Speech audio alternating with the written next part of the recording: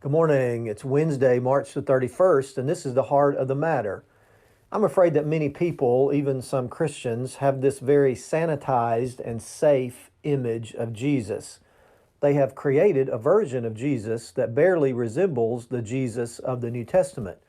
It is a version that is all meek and lowly and forgets about the Jesus who overturned tables and drove the money changers out of the temple with a whip.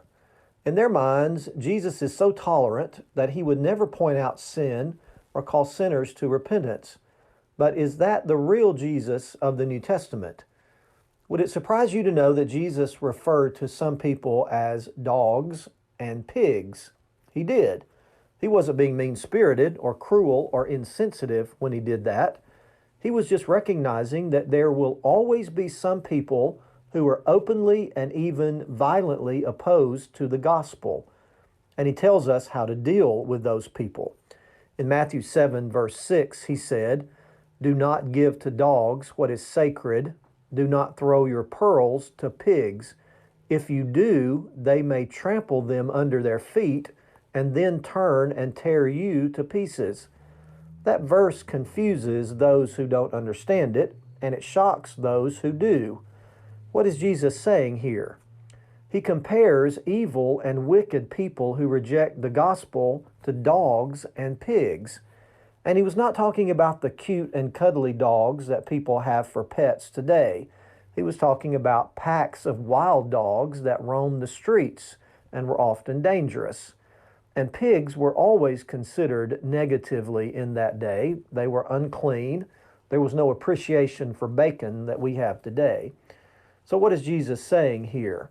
He is saying to be careful who we take the gospel to. If we share the gospel with someone and they reject it and ridicule it and demean the gospel, then we are to accept that rejection and move on. Those who reject the gospel are in effect trampling on something of great value, something that is sacred in God's eyes, something that is precious.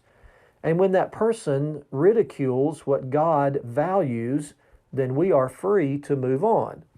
In another place in the New Testament, Jesus said in situations like that, we are to shake the dust off of our feet and move on. There are other people who will hear and who will respond to the gospel. So don't keep throwing the pearl of the gospel if the pigs are going to trample on it.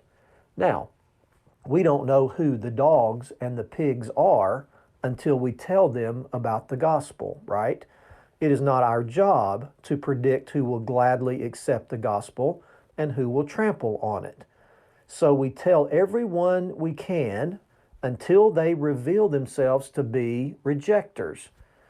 Well, that tells me something, that the gospel is precious, that the good news of Jesus is something precious and is of great value.